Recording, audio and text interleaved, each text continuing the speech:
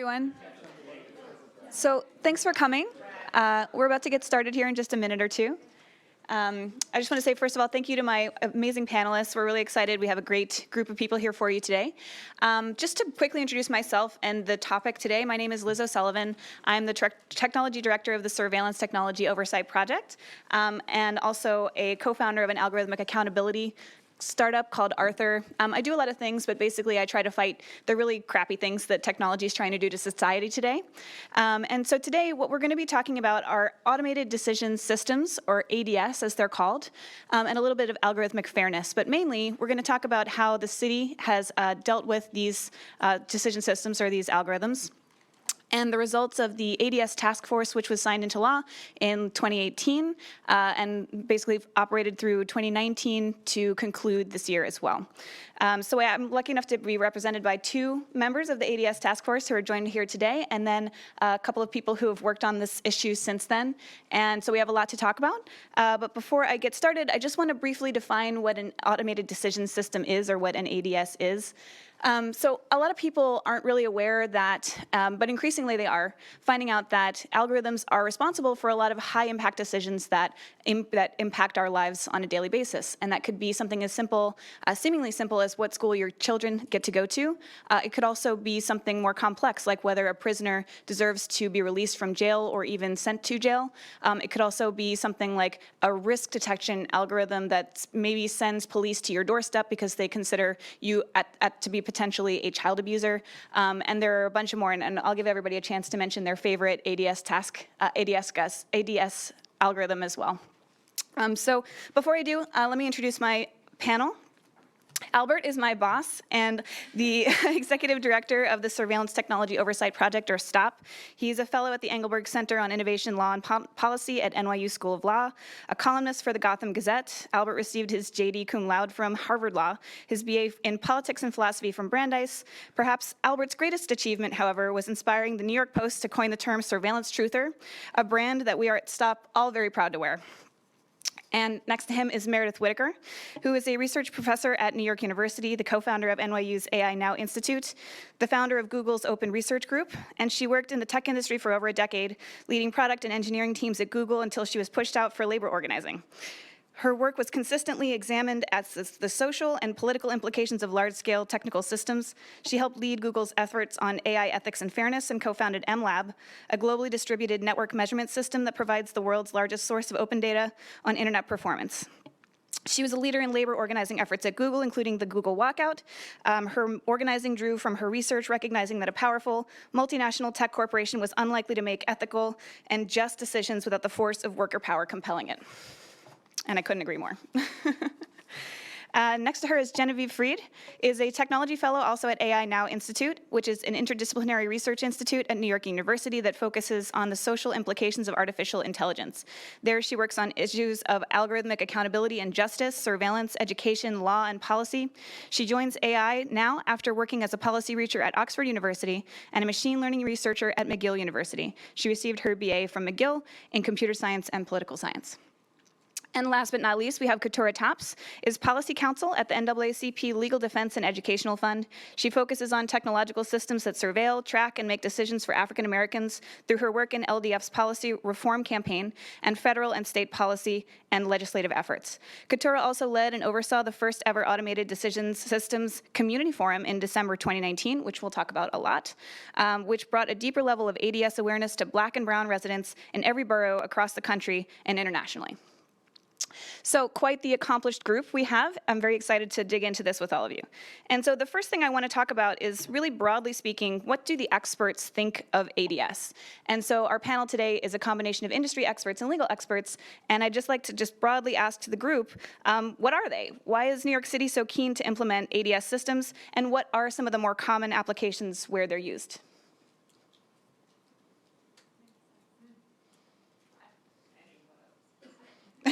Albert, why don't you start us off? I mean, I feel grossly underqualified to answer this question given the panel I'm with, but you know, in terms of what they implement and the most common applications, the truth is we don't really know the full answer to that because the city has systematically blocked us from gaining access to information about ADS. But on the surveillance side, examples include on the surveillance side, examples include facial recognition, predictive policing, and other tools like that. But we certainly know it's been used in the fire department. We know it's been used in public health settings and a variety of other settings. Meredith, you brought my favorite one, perhaps the Michigan story with Midas. Yeah, I mean, let's talk about what these things are. One, I think we can't emphasize enough, like, we don't know the answer to those questions. We should know the answer to those questions. This is materially affecting our lives and replicating patterns of discrimination and inequality across the city and some of our core institutions, and yet we have no information on what these systems are, where they're being used. And that's because of a combination of government secrecy, as we saw on the panel that just preceded this, talking about the Post Act. Government has no, government doesn't disclose the use of these systems, and because of corporate or sort of trade secrecy on the vendor side. So these are mainly private companies that are selling magical promises, often to government as a solution, often in the context of austerity policies or cost cutting. So a company will come say, hey, government, you can use this system. It's going to be much better. You can fire 18 people, replace it with this system. It'll do everything you want. Government procures that system. They check that box, and the system doesn't work as advertised. There's no examination of the system. The government doesn't disclose that the system is being used. I could give an example of some of the sort of disastrous outcomes, but again, the reason we know this example is because of long-fought litigation that allowed discovery and examination of these systems. Most of the time, we don't have those windows into what these are being used. And I'll let other people answer this, and I can talk about the Michigan example, because it's not in New York, but again, it could be in New York. It's just that we don't have the information. We don't know it. We're not able to trace human harm back to the system that may have caused it, because we're not able to make those links. Yeah, I mean, that's a hard act to follow. I'd say seconding the fact that we don't have visibility into where these systems, their perspective and actual use. But these systems are marketed as these sort of magic solutions to making any sort of decision making in government and private context, more efficient, smarter, and most importantly, cheaper. And so the idea is that, like, anywhere where government has to make a hard decision, we're likely to see these systems being marketed and taken up. And so, yes, it's very important to kind of create more transparency and oversight in the adoptions of these systems and to slow that process down. But the sky's the limit in terms of thinking where they might be used, and they're already being incorporated into a lot of really socially consequential decision-making processes.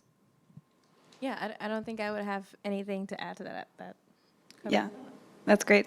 And so, Meredith, you mentioned that these systems can often be discriminatory. I wonder if we could talk a little bit about the notion of racial discrimination and how these algorithms tend to disproportionately affect different communities that are more vulnerable, just broadly to the group. Yeah, I mean, I don't want to be the only voice on this topic, but there's, this tech does not escape sort of our social realities. It reproduces it, and that is, like, full stop, fundamentally true. There's no data that isn't created by humans. There's especially no government or civic data that isn't sort of reflective of who collects the data and who it's collected about. So those power relationships are built in to, the way that data is made. And I think, there was a deep research that was conducted by my colleague Rashida Richardson, who is AI Now's Director of Policy Research, where she looked at policing data. And this is sort of a canonical example. But of course, what is policing data? It's records of who the police criminalize. It's records of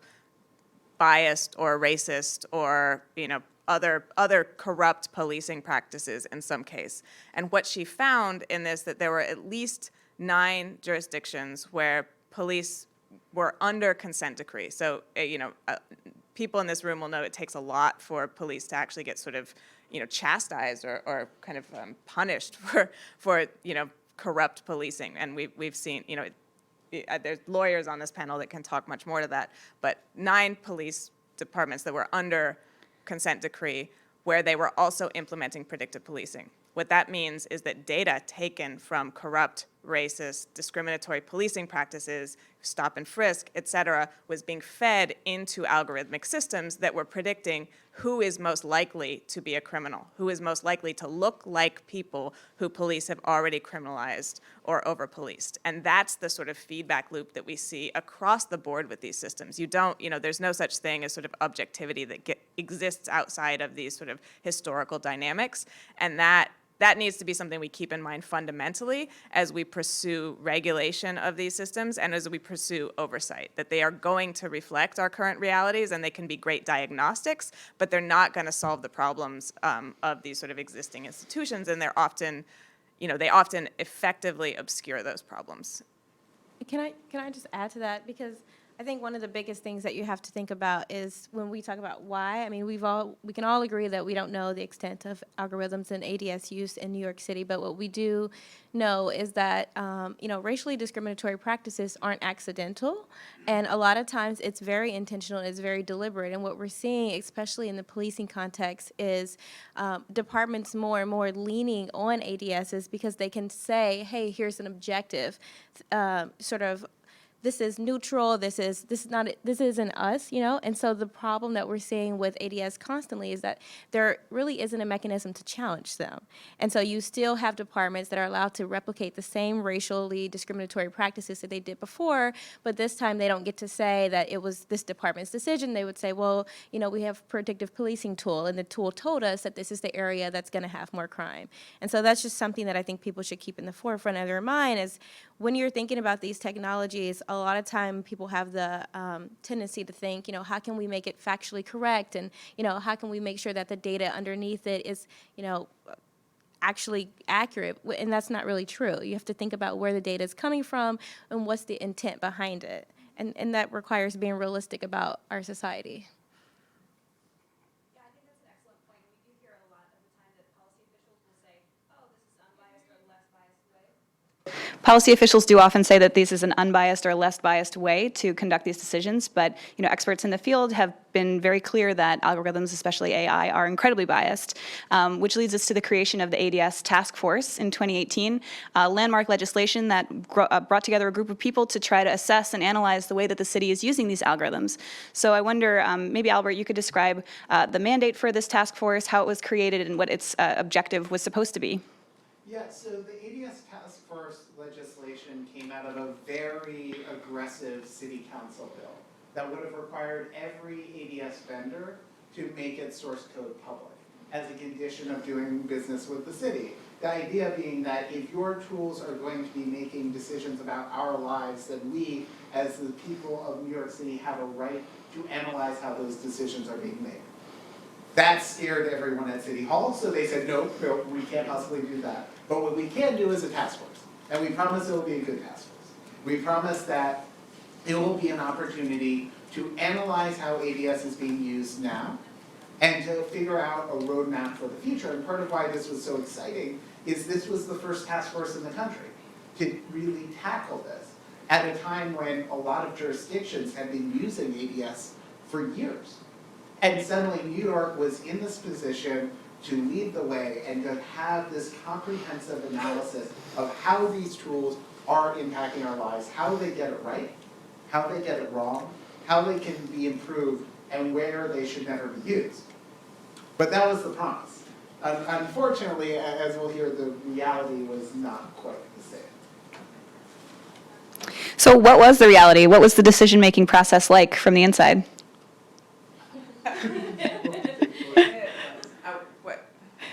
Am I allowed to be not safe for work? Yes. It was a number of things, but it was fairly dismal. There was no funding for this task force. It was not clear who at the city had a mandate to sort of oversee this and make sure things got done.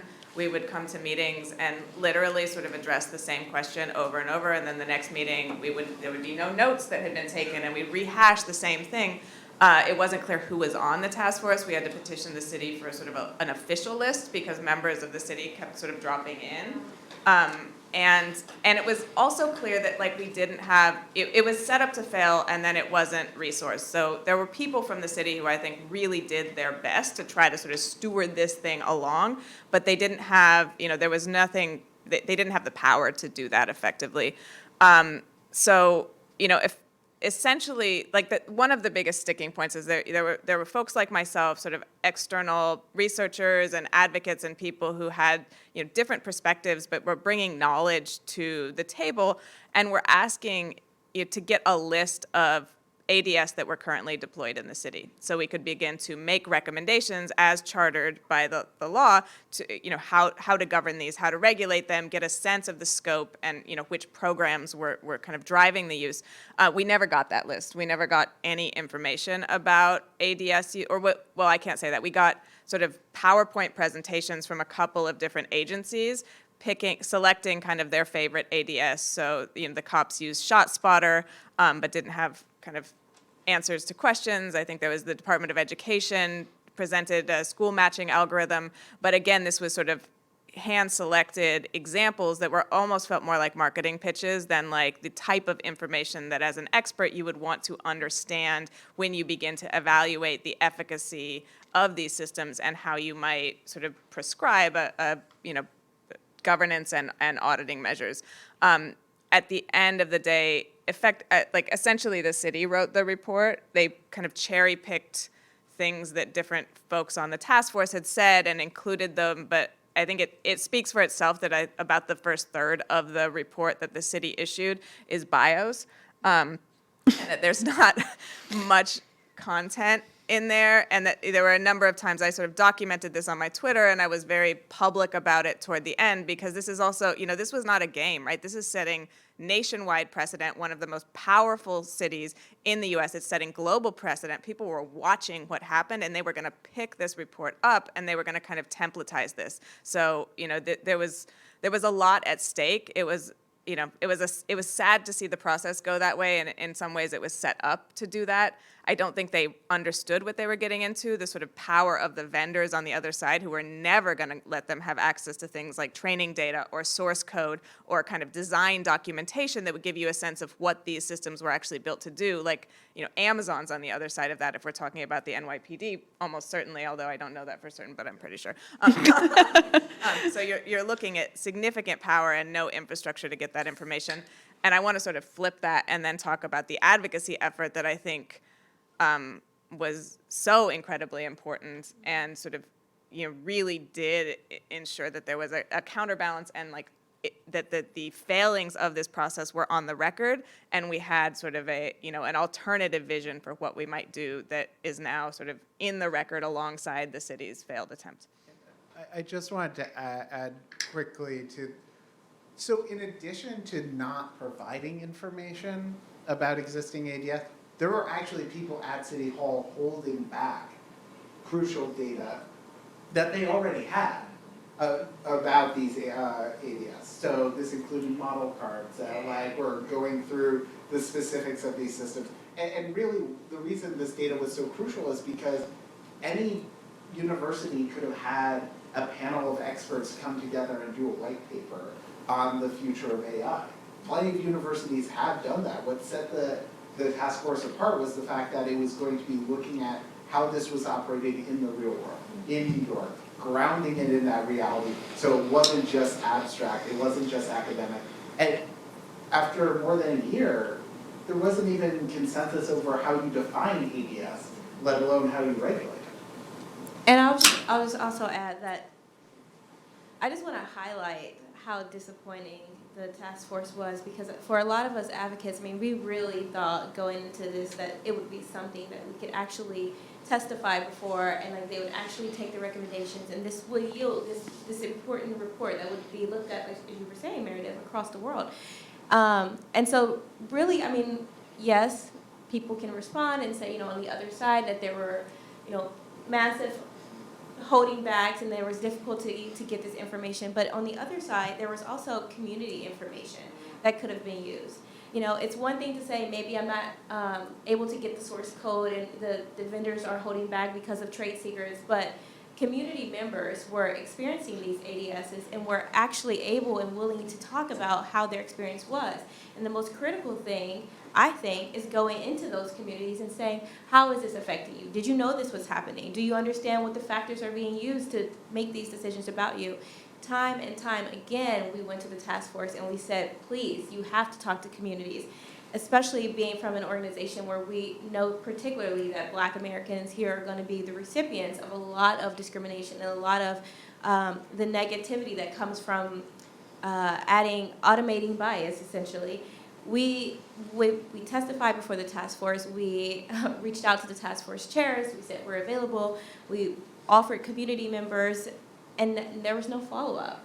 Constantly, time after time. And I remember it was actually really disappointing because the task force held their first forum. It was like a year in, like May 2019. I think it was April and May they held their forums. And when we were there, every single person that stood up and testified ended with saying, you need to reach out to community members, you need to see it. And not just for African American communities, communities that were disabled, communities that were Latinx, like all across the board. And there was this understanding that, okay, we're listening, we're taking your suggestions, and the task force would actually do it. And I believe they held 3 or 4 community sessions at the end, and they weren't advertised. I mean, they weren't even publicized on the website. You guys didn't even know? No, for 2 of them, we didn't know. And then Wow. they said they had them after the fact. Yeah, and I mean, I remember some task force members bragging about, speaking with residents at the Atlantic Towers, and it was like, well, those were residents that we had already brought to the table and that we brought actually to the forums and had those residents speak. We had told those residents to speak before the task force. So there wasn't really a concerted effort to meaningfully engage community members, which felt like a slap in the face to any sort of reform efforts that could come later.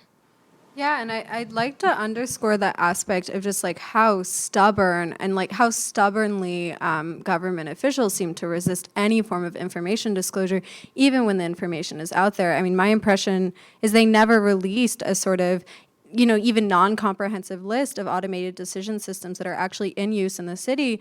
And myself and some colleagues put together a list of known ADS use in New York City and beyond because the information was out there. And the irony that we could just circumvent that and do that work for them, I mean, it gives you a sense. I think the post-act session before this also shows you just the default is always resist any form of transparency, even when it's irrational. Yeah, that's a really great point, and it's a good segue into our discussion of the shadow report. So simultaneously through this ADS task force process, a bunch of civil society and advocacy organizations like AI Now wrote a very comprehensive report that detailed just publicly known elements of ADS in our city. So I wonder, those of you who contributed to the shadow report, especially you, Genevieve, maybe you could tell us a little bit about what that process was like, what the motivation was, and some of your key findings. So I think the motivation, the shadow report was always a sort of last option if we felt that the task force report was not going to be a legitimate representation of what happened or was not going to provide useful recommendations. And I think by the end of August of 2019, we arrived at that judgment. The goal of the shadow report was to sort of inform policymakers, researchers, and advocates and the public about the complexities of evaluating the risks and opportunities of automated decision systems, the limitations of existing bureaucratic procedures, and the importance of engaging a variety of perspectives. In terms of the major players, it really was a sort of collaborative effort between researchers and advocacy organizations who were engaged either directly in the New York City process or who had an interest in it and a stake of having it set a good precedent for future sort of initiatives of that kind, and it was supported and endorsed by a number of advocacy organizations, as well as impacted community members and researchers from different disciplines. Was that sort of in response to the question, or was there more? I forget. Yeah, no, let's keep going. So what were some of these recommendations? Yeah, so I think it might be difficult to summarize because there were over 70 really detailed recommendations, and so I actually wrote down some more broad categories of them. I think the recommendations included government recommendations for government use of ADS. Government use of ADS for New York City public agencies specifically, and government agencies more broadly. There were recommendations focused on creating more accountability and transparency that were aligned with what we thought the task force would create recommendations around initially. We had recommendations that address the sort of broader legal and legislative changes that would help sort of mitigate why problems arise in the first place. So for example, we offer recommendations for the New York City Procurement Policy Board about how to amend procurement law in a way that would create more proactive transparency and oversight around the sort of solicitation and licensing of these systems, as well as require the systems meet higher standards to be procured and adopted in socially consequential decision-making situations. I think one way we thought about drafting these recs was to sort of start to shift responsibility away from the individuals and communities that are actually harmed, to then have to sort of identify that harm and go about resolving it, over to the actors that are actually in positions of power and that have more visibility and resources to mitigate problems. And I think, this is one of the fundamental problems even with accountability, which is that even when you have accountability measures in place, the single mother's like working 2 jobs and, has 3 kids, even if they are when they're adversely impacted by an automated decision system, they might not have the resources to, again, identify and address those. To address that impact. And so it really is the responsibility of vendors and governments to sort of proactively identify that harm and mitigate it, and shift the burden away from communities and individuals. So that was sort of in the back of our mind when we were writing the shadow report. I agree. And I think in addition, everything Genevieve said is correct. But in addition to that, it was really important for us to make sure that the shadow report reflected ways that agencies could, before an ADS was even designed, before it was even implemented, make sure that they're meaningfully engaging communities, make sure that they're running racial equity assessments in terms of what this would look like in practice, what communities it would affect, and making sure that these steps were in place before it was ever enacted, and then bringing communities to the table and saying this is how this would work. And so a lot of the recommendations outline ways to do that for agencies, but then also on the other end, making sure that data that's being used in any ADS use is going to be publicized, that anybody who's going to be the recipient of that ADS has the ability to understand the data that's going to be used and not just be confronted with, okay, here's an algorithm and you don't understand exactly what's been used to make that algorithm or for those decisions to be made, but you're understanding the output. And then finally, having avenues to challenge the algorithm. I have to say, as someone who is very peripherally involved in drafting the shadow report, and when you look at it compared to the official task force report, it is just jaw-dropping. In a matter of weeks, a number of groups, primarily led by AI Now, came together and created a detailed, community-driven, comprehensive response to ADS with all of these precise recommendations. And then you look at what the city put together, this official document that paid for with our tax dollars, and it reads like a high school term paper that was put together the night before it was due. And it's just it's the level of municipal disengagement and incompetence throughout this process really shows in that final work product. Mm-hmm. Was there anything surprising or good that came of the ADS task force? Anything that you learned that was a good recommendation takeaway? Me? Or anyone? I think well, I'm going to answer this, I'm going to go around that question a little bit. Yeah, I made some great friends.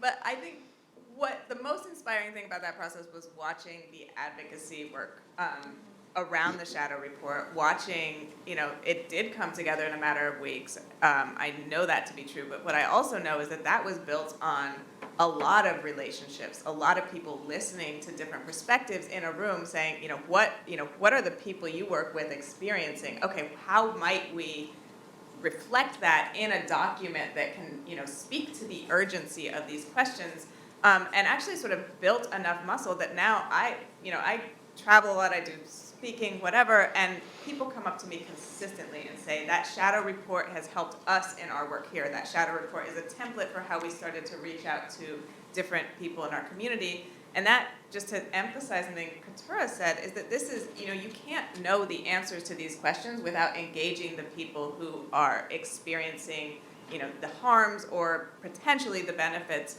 of these systems. There is no way to sit in an ivory tower or in a tech company conference room and sort of imagine your way to knowledge without engaging those folks. And what I saw was this sort of, a process that seemed to really do that in an honest way and created a document that the New York City Task Force process will never be able to escape. So now there's a template out there, but that template is the shadow report, and people are picking it up, so. That's to Rashida Richardson. Yeah. Who couldn't make it here today, unfortunately. Talk about the timeline. She was like, I need this draft reviewed now. Yeah, please do. Let's talk a little bit more about what it was like building that shadow report and some of the other advocacy that you've done. Katurah, I know organizing the community event was hugely successful. A lot of rave reviews from that too. I want to say just it cannot be understated how important it was that we were all sort of collaborating and working together with this. I mean, we sort of got together as a coalition and said, let's watch the task force and let's see what happens. But even before then, I think there was a letter that we wrote where we had all sort of talked about how we want to define ADSs and what does it look like and what does that mean. And we submitted that to the task force. Of course, they didn't use that definition, but just seeing that and then seeing how it spread to us sort of all working collectively to do the shadow report and then working collectively to make sure the community forum was released, that really was the positive thing of it, because it sounds kind of ridiculous now to hear us say, like, wow, this government official report was just so terrible, and the task force literally refused to listen to us on these most basic things. But in reality, we also had clients, and we had people coming to us and saying, my landlord is telling me that if I don't have this facial recognition software in my apartment, then I have to leave. And I don't want to leave, so I'm stuck doing this. I'm having people coming to us saying, we're concerned that these softwares are being directly fed to the police, being directly fed to ICE. We don't understand what's happening with the data. And so we got to see the real aspects of it, the outside of the technology, outside of the terms, outside of the data, seeing how people are actually affected by it. And so it was quite serious to see that, and then at the same time see a government body that was just literally disengaged the entire process. So the way the community forum began is we just started to think, what ways can we provide the community not just with information about ADS and understanding what it looks like, but put them in the space where they can understand how to collectively use their power to push back against this. Because clearly there was no large community push against this, and which is why I think that they were able to go so far with, blatant uses of ADS by government officials that have been, we don't need to guess about NYPD's use before. NYPD has been tarnished over and over and over again. Their reputation, it speaks for itself, yet they're allowed to use predictive policing. They're allowed to use these same tools almost with impunity. And so we were trying to figure out a way that we could expand that knowledge to greater communities. And so what we did was gather experts who could speak to ADS use in the criminal justice context through policing, through risk assessments, but also through housing, education, healthcare. We had so many. I'm missing one. Employment, across a wide spectrum, and sort of bring these experts together. And it was, weeks of sort of fleshing out with each of these experts what ADSs look like in that specific category, how it's affecting Black and brown communities, and then sort of get them all together to where they were able to share their expertise in one large day. It was kind of long, it was kind of intense, but it was great. We met up on a Saturday in Harlem. We made sure that folks had access to transportation, people were able to get there.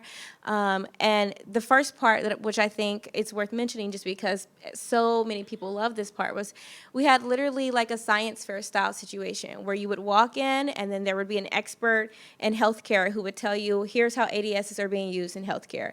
Here's how ADSs are being used in child welfare. And you would see, you'd just be able to walk around the room and see all this. And the amount of people who walked up to me and said, I literally had no idea this was happening.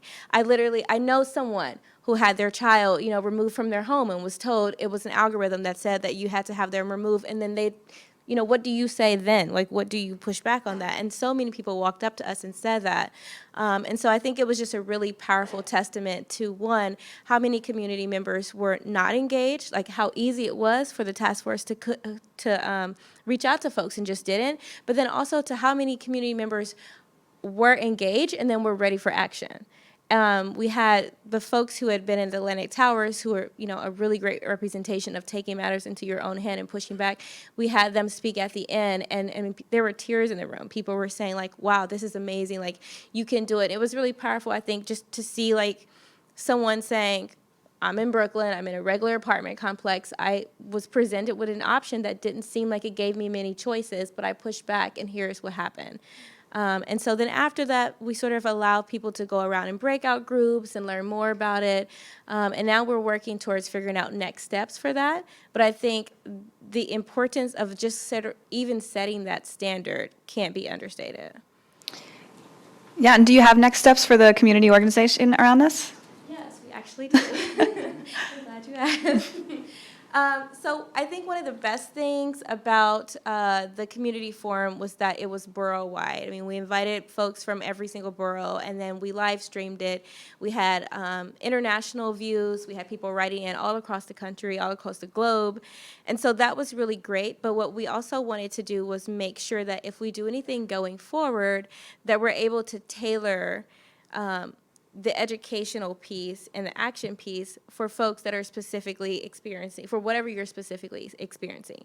Because, like I said, we presented across a wide variety of areas, which is great and important if you're trying to just learn about how ADSs affect you generally. But if you're saying, I know specifically that ADSs are affecting my area in the employment context, and this is what I want to know more about, and how can I address it, then you didn't necessarily get an opportunity to focus on that.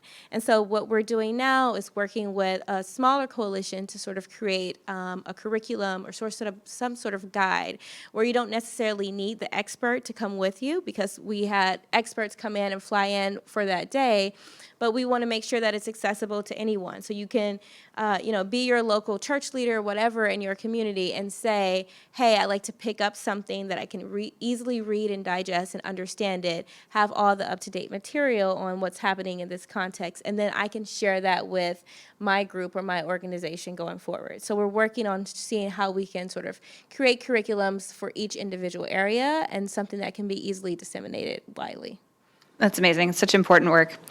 And so it's worth mentioning that after this session, there is a town hall here at New York City School of Data where the algorithms officer of New York City and the mayor's office representatives will be there to answer your questions. And so with that in mind, I'd like to ask everybody on the panel, so what is the one thing that you'd like city officials to take away from this process of the shadow report and this failed New York City task force? Or what would you like our government to do now?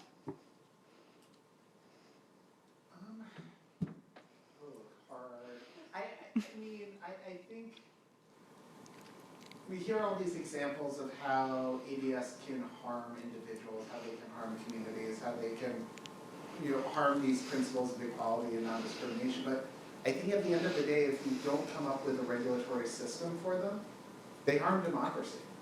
They undermine the most fundamental guarantees of, the promise that our elected officials and the systems they create are accountable to us. And so I think it's hard to, regulate ADS, but I think the shadow report, the community work, it shows that it's doable. This is a fixable problem. We just have to have the will to actually fix it. Yeah, I mean, there's a lot I would add. There's a long list of things that all need to be considered at once, because this is, complex, and it's complex to the same extent that, New York City government is complex. But I think the one thing I'll highlight here is that you have to put the people who are bearing the risks of these systems at the center of any process. They need to be able to reject or accept their use, and they need to be at the center of any monitoring, any regulatory effort, and any sort of assessment of whether these are beneficial and harmful, because you actually cannot know that. You cannot guarantee that without those folks at the center of it. And the task force was a really good example of just how badly it can go when that's ignored. Mm-hmm.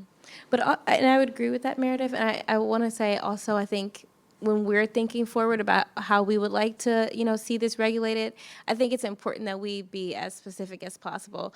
We need to say exactly how much community engagement needs to be. You know what I mean? We need to say, yeah, no, I'm agreeing with you, because I'm thinking back to the task force. Just another example that also infuriated me was just people believing that they had actually engaged the community, and believing that, having 10 people at an event saying, hey, okay, let me respond to this, actually means something. And I think we also have to make sure that we be realistic about the world that we live in, and create safeguards so that whenever there is an ADS that is used, because we already know that even if we get to the point where there is regulation and we say this must happen and there needs to be a race equity assessment, the race equity assessment will happen in-house, and it'll be done by someone who has no expertise on it and no actual desire to make sure that it's actually correct. And so I think we have to go into this thinking, let's not negotiate before we even get into the room. Let's lay our hard lines out early. And then I'll just switch over to answering your question. I just had to, just thought about that. And I think the thing that I would want the task force, or even just government officials, to know going forward is that we're watching, and that people are committed. And this isn't something that's one specific group that's focused on. This is a collection of really talented people who are really focused, community members, advocates, policy folks, tech folks, everybody. We really saw, I have never seen a collaboration like what happened with just being able to do the shadow report, being able to do the community forum. I've never seen that. And I think the more that we then add more community members to that, like, this is going to be an unstoppable force. And I think it's important for government officials to see that we're not going to be silenced, and this is not going to stop here, and New York's not going to accept the status quo, because we know how powerful we are. We know that the world is watching, and they're saying, oh, well, if New York is doing that, we can get away with doing this. And the consequences are just way too dire for us to rest with anything else than greatness. I kind of want to leave it there. All right, great. Well, so we have about 10 minutes for questions. Yep. And can you turn your microphone on? Oh, okay, how's it going? My name is Joseph, and I'm just curious. It seems like the battle, I don't know if the battle was lost or the war was lost. The picture that you guys are painting right now seems really, really dismal almost. So now that will it be a task force 2.0, basically? Because right now it just seems like we lost the war. I would like to, I think, in fact, the war was not lost. I think the fact that we had this reactionary sort of like coalition building of many different stakeholders, community members, researchers, advocates, was a really strong precedent for like what you need to do, and also how valuable and integral all of those different perspectives are. I don't think I don't know if the task force itself is the right way to approach this. Maybe it could be done better. Maybe there are other mechanisms. But I actually think, as Katurah said, and someone else might have said, the collaboration that resulted because of this task force was really powerful and really good precedent. So. Did you guys come across at least one government official that seemed to really, really get it and was sincere? Yeah. There were a couple, but again, it's about power, not sincerity, and they didn't have power. Well, I was also going to say earlier, one thing I thought so I was an outsider perspective. I was a researcher that worked on the shadow report, but one thing I observed during the task force process was that it actually allowed us to play into inefficiencies in city government, and the fact that the city council was kept in the dark about so much of this, and that made them a good ally in the process, as well as like the comptroller's office and other government agents, officials who were concerned about ADS use but were being cut out of the process of oversight. So actually there were quite a few people who did ally with us and were very concerned. So. I definitely agree that there are a lot of people in city government who did believe in the need to make more reforms. And we also are working with partners in state government to enact a bill that would require a task force at the state level that would actually have a lot of the power and funding that was missing from the municipal task force. So I think really this one report was just one part of a much larger campaign that'll go on for years to try to bring transparency, equality, and due process to ADS in government. Right, and we're not going anywhere. I know this is a New York City-focused event, but there's also federal legislation that's pending, the Algorithmic Accountability Act, and lots of other things that would require third-party auditing, independent auditing of algorithms. So we're not going anywhere. We're going to make sure this gets better over time. More questions? Yep. Yes, hi, thank you. The coalition building you described in the shadow reports, really, that's very hopeful, hearing about that process. It seems to me that one thing that would be useful would be to have ways where you can show unambiguously harm that is done to the community. But if the vendors have proprietary algorithms that are black boxes to us, and if the city bureaucracy itself is not even sharing in any forthcoming way what algorithms are being used, how can we identify and quantify harm that is being done in specific, unambiguous ways and tie it back to ADS systems to complete the narrative in order to build more objections to these systems? A lot of the examples we have come from litigation, and where there was discovery where we actually could do that. I think the answer to your question is, if we don't have that information, if we don't know what these systems are, if we don't know where they're being used, if we aren't able to sort of instrument that system to gather information about the effects of the use, we can't do that. And that's one of the reasons there's this reflexive rejection of transparency, why Post-Act has been so hard, because being able to do that opens up a lot of consequences for a lot of people who would like that perhaps not to come to light. I think this is maybe where I'll talk about the Michigan system. When we were, when lawyers who brought a suit were able to look at these systems, the results are sometimes extremely dire. There was Michigan under Rick Snyder, who is Flint water crisis fame, implemented a system called MIDAS for unemployment benefits fraud detection. So if you're applying for unemployment benefits, it detects whether your application is fraudulent, whether you deserve those benefits or not. They fired a staff of 18 humans who were doing that, implemented an automated decision system. It was wrong 92% of the time. Over 40,000 people were affected. This led to bankruptcies. This led to suicides. This was effectively a black mark on people's record, because of course the data that you are a fraudulent person then goes into your record. You can't get public benefits, you can't get jobs, you're more likely to be entered into the carceral system. We didn't know anything about that system per se until lawyers agreed to take a case, because there was sort of a spike in people, they were getting complaints about it, right? But the fact that there was a system called MIDAS that was responsible for all of those errors, those ruining people's lives, killing people, was not something we were able to connect for years. That was hard fought at each step, and the company was the people who developed it were trying to make sure you couldn't get access to it. That's one example. We have thousands of these systems sort of threaded through the nervous system of our social institutions that we don't have access to. So it's incredibly serious, and that's why this sort of the fundamental building block is this kind of transparency that both the private sector and government have been rejecting for a long time. And I'll just quickly add, on top of sort of the intervention being more information disclosure from vendors and government agencies, there's also a lot of work to sort of expand auditing methods. So it's like not all harm is quantifiable, and so there needs to be quite a few methodological approaches to sort of measuring impact. So that's an active area of research. We have time for one more question. So do you have any examples, almost like a gold standard of like maybe an ADS that was actually like implemented in a way that you would find acceptable or anything like that? Like just something to maybe even like point people who are developing and like to, make good decisions and like, go down the proper route, because the people who like manage and put these into place are in management and they're not the frontline developers kind of doing it. So like, yeah, what is the standards and like what are examples of that?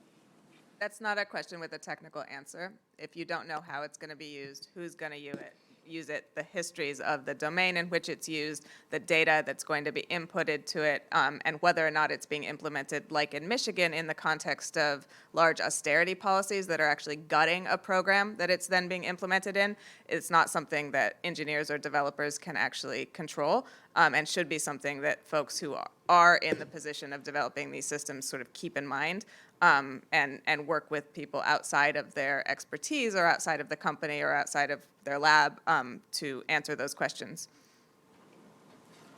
This may be controversial, and I don't know if everyone on the panel with me will disagree, but the closest example that comes to mind is the bail reform mechanism in New Jersey, where you had a number of civil rights groups, social justice groups, prosecutors, defense attorneys, everyone coming together to build a very simple tool for evaluating pretrial release in that state. Led to a massive reduction in the number of people who are held on bail. That said, far from not perfect, but certainly shows a much better, more open process than anything we've seen in New York.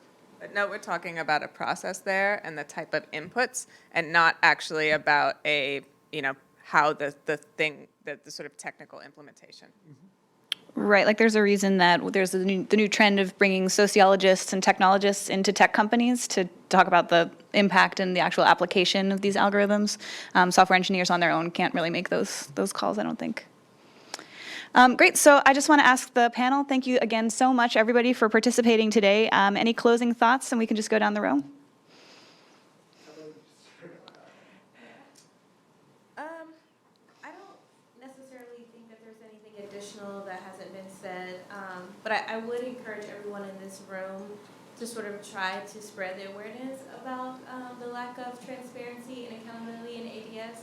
Because what we're seeing is on the litigation side, it takes years and years. But before we even get to that point, there needs to be a group of people who at least acknowledge and understand what's happening to them and understand that there is technology behind it. And so often we're stuck. We can't even get past that because it's difficult to find a sample of plaintiffs who understand what's happening to them and find a collective group.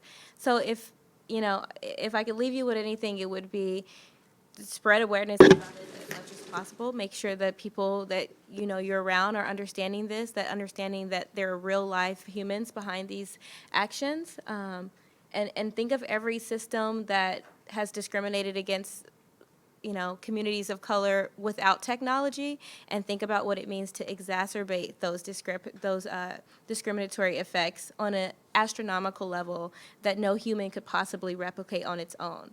So how difficult and how problematic our world is today, take those problems and multiply them by an insane number. And that's what we're trying to resolve. Well, that's negative. You should probably say something more positive. Oh, goodness. Sorry.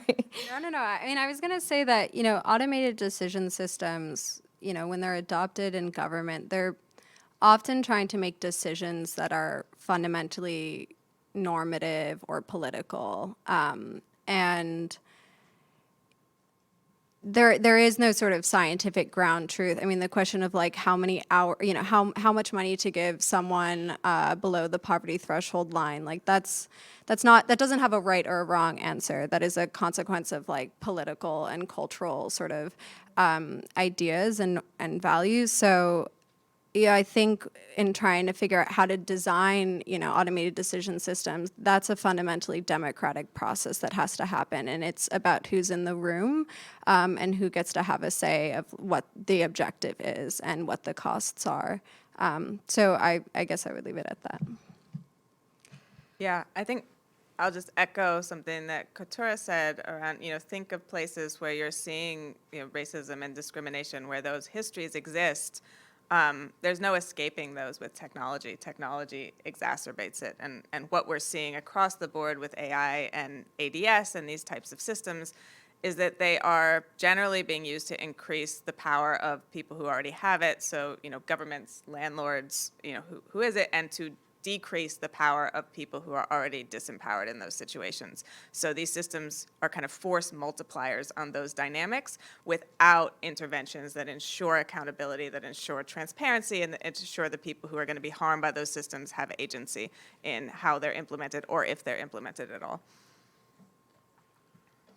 I know especially when we're talking about the task force experience, it can all sound a bit bleak and fatalistic, but I really do think that there's still a place here for New York to be a global leader in creating protections against abuse of ADS. And at a moment when there's no shortage of political crises to focus on nationally, internationally, I think there's a unique power in staying vocal and staying local and focusing on how these systems are working in our own backyard, because it only takes a handful of people to fundamentally change the political math on these issues at City Hall. It takes thousands in Albany, it takes millions in Washington, but a handful can really shift how a lot of folks on the council, in the mayor's office, start to think about the political cost of inaction.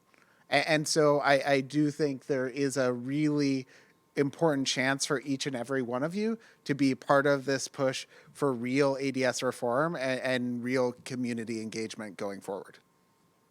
And so with that, folks, I'd like to thank you all for your time, and we hope that you bring some of these thoughts and perhaps accusations to the town hall that's following this session, and Yes. whether